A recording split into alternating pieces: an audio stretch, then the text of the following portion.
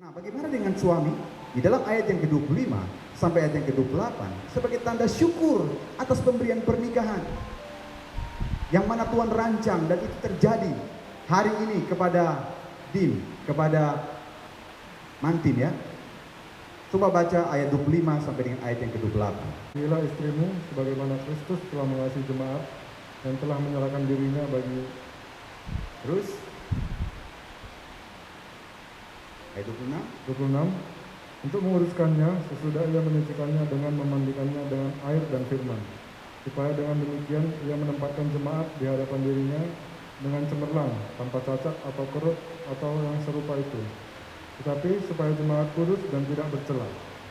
Demikian juga suami harus mengasihi istrinya sama seperti tubuhnya sendiri. Siapa yang mengasihi istrinya, mengasihi dirinya sendiri. Ya, bagian daripada sihi dengan cara menyerahkan diri bagi istri. Semua demi kepentingan istri dan keluarga. Itu sebagai rasa terima kasih kepada pernikahan yang Tuhan itu izinkan kita memasukinya. Jadi kalau dulu semua tentang diri kita, sekarang tidak. Semua tentang pasangan kita, semua tentang anak-anak, tentang masa depan mereka. Terus kadang-kadang di dompet itu tidak ada duit, semua ada di istri. Semua dipergunakan untuk apa yang istri rindukan, yang terbaik bagi rumah tangga. Saudara, memang ada yang aneh ya. Kita bekerja, lalu kemudian kita bawa semua hasil kepada istri. Tapi itulah cinta, itulah kasih. Kita memberi yang terbaik kepada pasangan kita karena kita tahu Tuhan memberikan pernikahan supaya kehidupan kita jauh lebih baik. Yang mengerti katakan amin. Saudara-saudara, Tuhan Yesus itu sangat menghormati pernikahan. Buktinya adalah mujizat pertama yang Tuhan Yesus lakukan itu di tengah-tengah pernikahan. Di tengah-tengah pernikahan. Saya berdoa pernikahan kita adalah pernikahan yang penuh dengan mujizat. Amin.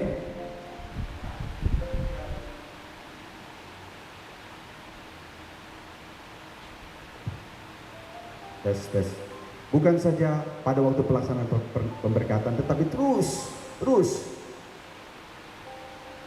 Waktu ada masalah kita boleh lihat mujizat. Di dalam keadaan sulit Tuhan memberikan perlindungan. Itu yang Tuhan hendak kerjakan. Karena itu setiap hari Dim dan Koi undang Tuhan Yesus di dalam doa, dalam penyembahan. Nyanyikan pujian, Tuhan berkata dia hadir di tengah-tengah pujian umatnya. Waktu dia hadir, sampaikan apa yang menjadi kerinduan-kerinduan kita, doa-doa kita. Lalu apa saja yang Tuhan katakan seperti mujizat di Kana itu? Ibu Tuhan Yesus berkata, nanti Tuhan Yesus katakan apa saja lakukan. Yang tidak mungkin pun lakukan. Kalau engkau mendengar firman Tuhan dalam renungan maupun di gereja, lakukan itu dengan sungguh-sungguh. Lakukan itu dengan setia. Kita akan lihat mujizat-mujizat yang luar biasa. Lalu yang ketiga, kehadiran Tuhan akan menjadikan keluarga penuh dengan anggur. Ada sukacita yang baru. Anggur itu bicara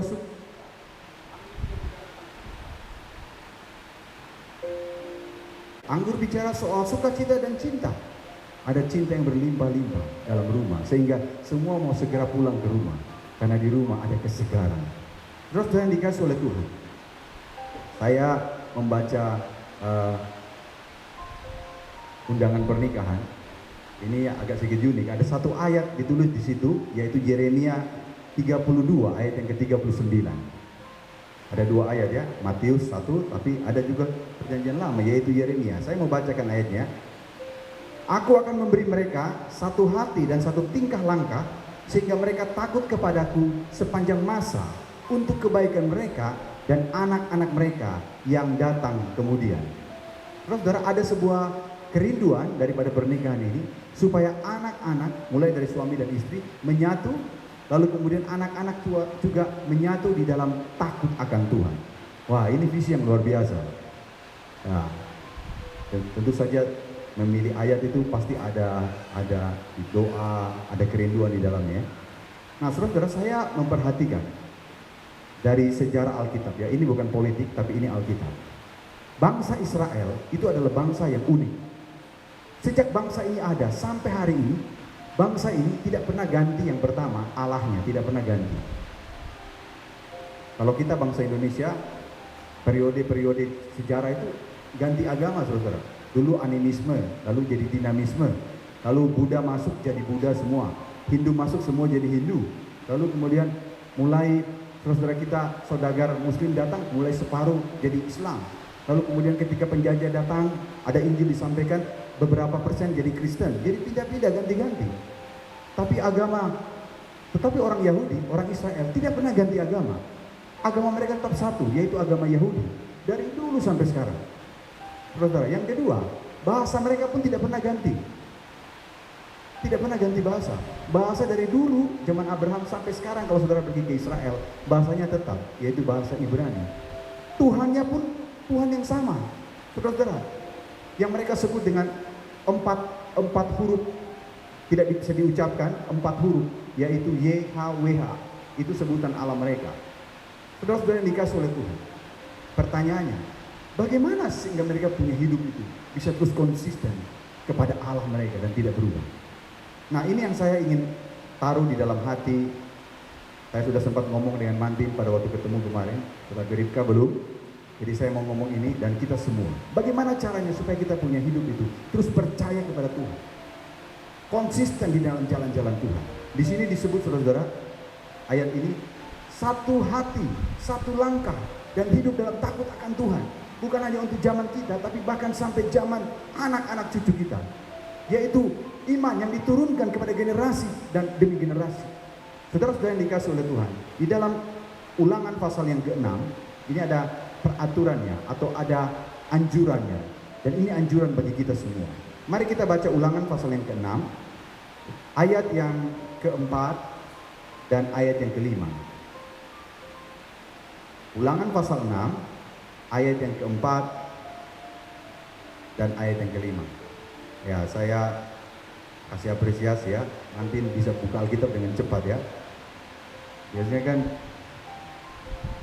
buka di perjanjian lama, ini langsung cep. Dia sudah membaca Alkitab. Mari kita baca ayat 4 dan ayat 5. Yang bawa Alkitab baca bersama saya. 2 ya. Dengarlah hai orang Israel, Tuhan itu Allah kita, Tuhan itu Esa. Ayat yang ke-5. Kasihilah Tuhan Allahmu dengan segenap hatimu dan dengan segenap jiwamu dan dengan segenap kekuatanmu. Di dalam istilah orang Yahudi ini adalah pengakuan iman. Seperti kita juga orang Kristen punya pengakuan iman. Saudara-saudara kita Muslim punya pengakuan iman. Orang Israel pengakuan imannya ini, saudara. Yang pertama, Tuhan itu Allah kita. Tuhan di sini, kata Tuhan ini menggunakan huruf konsonan ya, 4 huruf konsonan, YHWH. Itulah Allah mereka. Yang kedua, saudara-saudara, Tuhan itu Esa, satu. Dia utuh, dia utama, saudara-saudara. Dan yang ketiga, kita harus mengasihi Tuhan dengan segenap kehidupan kita. Itu saja doktrin atau itu saja pengakuan iman mereka. Saudara-saudara yang dikasihi oleh Tuhan, menghormati Tuhan dengan cara mengasihi Tuhan, mengasihi dengan sungguh-sungguh. Nah, saudara-saudara yang dikasihi oleh Tuhan, lalu ayat yang ke-6 sampai dengan ayat yang ke-9. Lanjut sedikit lagi. Mantin boleh baca. Apa yang hanya berulang-ulang kepada anak-anakmu, dan membicarakannya apabila engkau duduk di rumahmu, apabila engkau sedang dalam perjalanan, apabila engkau berbaring dan apabila engkau bangun. Haruslah juga engkau mengingatkannya sebagai tanda pada tanganmu, dan haruslah itu menjadi lambang di dahimu. Ayat 9. Dan haruslah engkau menuliskannya pada tiang pintu rumahmu dan pintu gerbangmu. Ya, ini adalah cara Tuhan perintahkan yang 3 hal itu. Tuhan itu Allah kita. Yang kedua, Tuhan itu Esa. Yang ketiga, kasihilah Tuhan Allahmu dengan segenap hatimu, jiwamu dan kekuatanmu. 3 hal ini harus diajarkan berulang-ulang kepada anak-anak. Saudara-saudara, pada waktu mereka berbaring, pada waktu mereka bangun, jadi pas mau tidur diceritakan Tuhan kita itu, Tuhan adalah Allah kita. Dia yang kita harus sembah. Tidak ada yang lain. Itu diajarkan waktu mereka bangun, Tuhan itu Allah kita. Kita harus menyembah kepada Allah, kita harus mengasihi Tuhan. Nah, saudara yang dikasihi oleh Tuhan, yang berikutnya mereka harus mengenakan itu pada memberikan tanda di tangan. Bahkan ada lagi perintah yang ketiga, mereka harus taruh itu sebagai peringatan di pintu. Makanya orang Yahudi itu di pintu-pintu mereka ada satu benda kecil. Mereka pegang kalau mereka mau keluar atau masuk rumah, namanya misusa. Misusa itu di dalamnya ada tulisan, Kasihilah Tuhan Allahmu dengan segenap hati, segenap jiwa, segenap kekuatan. Saudara-saudara yang dikasihi Tuhan, itu yang membuat mereka terus memiliki iman sampai hari ini. Saya berdoa iman itu juga yang akan dimiliki oleh, yang sudah dimiliki oleh Mantin dan Koi, dan akan diteruskan bagi anak-anak. Amin. Bahkan cucu-cucu yang Tuhan karuniakan. Kita juga sebagai keluarga Kristen, kalau kita rindu iman itu bukan hanya pada generasi kita harus ajarkan itu berulang-ulang. Ajarkan itu berulang-ulang. Nah, saudara-saudara, di dalam sejarah Israel juga ada seorang yang menurunkan kerajaan kepada anaknya yang bernama Salomo. Namanya Daud, saudara. Daud bisa menurunkan, Saul tidak bisa menurunkan kepada anaknya. Kenapa Daud bisa menurunkan kepada anaknya dan Salomo kepada cucu daripada Daud dan seterusnya dan seterusnya? Karena saudara-saudara dikasih oleh Tuhan, Daud mengajarkan prinsip, mengajarkan firman berulang-ulang kepada anak-anaknya. Saya ajak kita baca beberapa ayat lagi. 1 Raja-Raja pasal yang ke-9.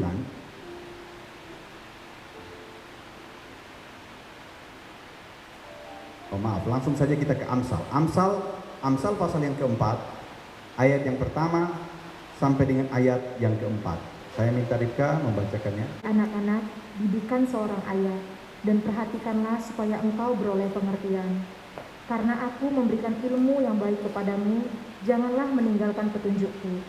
Karena ketika aku masih tinggal di rumah ayahku sebagai anak, lemah dan sebagai anak tunggal bagi ibuku, aku diajari ayahku, katanya kepadaku, biarlah hatimu memegang perkataanku, berpeganglah pada petunjuk-petunjukku, maka engkau akan hidup. Ya, ide ini mengubah Israel dari negara yang maju menjadi sangat diberkati dan makmur, luar biasa. Ini merupakan harapan kita, kehidupan yang jauh lebih baik. Amin. Saudara, Salomo cerita, waktu aku masih kecil, aku masih lemah, aku tidak berdaya, ayahku mengajari aku. Wow. Jadi nanti kalau Tuhan karuniakan anak-anak dalam pernikahan Dim dan Koi, jangan lupa lakukan seperti yang Daud lakukan ini. Amin. Supaya iman yang kalian punya, sudah punya bagus, itu bisa lebih besar lagi. Berkat yang Tuhan sudah berikan dalam kehidupan sampai hari ini, sampai Tuhan mengaruniakan putra-putri, Tuhan akan berikan itu lebih besar lagi bagi generasi selanjutnya. Saudara-saudara yang dikasihi oleh Tuhan, ini janji Tuhan. Tuhan ingin sesuatu yang lebih baik, lebih menyenangkan. Tentu saja ada tanggung jawab yang harus dilakukan oleh orang percaya. Kerjakan bagian masing-masing, beribadah sungguh-sungguh kepada Tuhan, hidup dalam jalan-jalan yang Tuhan tunjukkan. Maka Tuhan berjanji, Dia akan memberkati dengan berkat yang luar biasa. Saya akan membacakan beberapa ayat yang merupakan janji Tuhan di dalam pernikahan orang percaya. Yang pertama, Mazmur pasal yang ke-128, ayat yang pertama sampai dengan ayat yang ke-6. Ini yang kita akan mintakan Tuhan kerjakan di dalam pernikahan anak kita, Dimitri dan Ribka. Mazmur 128, saya akan bacakan ayat 1 sampai dengan ayat yang ke-6.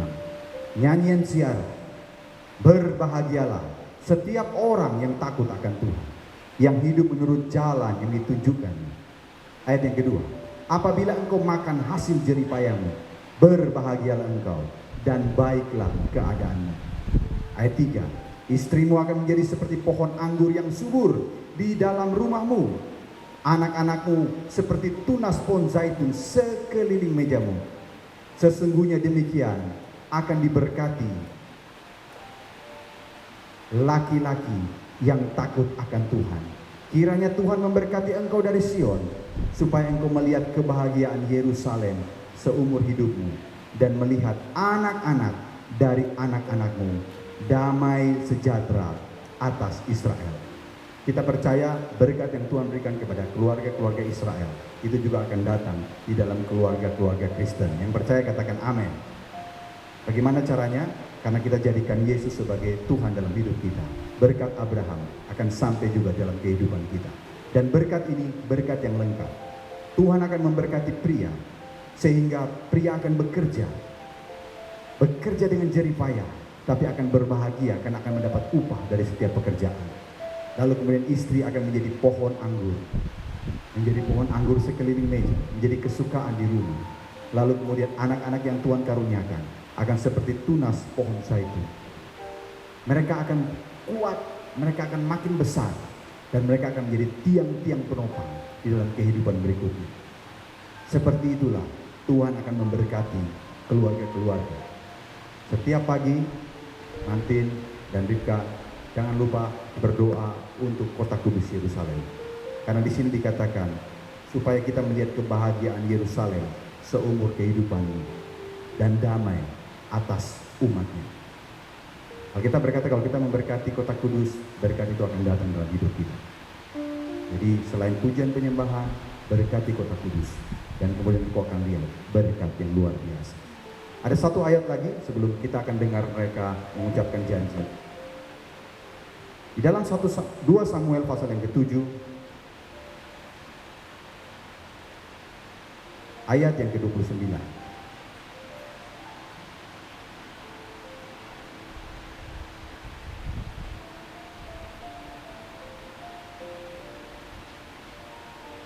Samuel 7 ayat 29.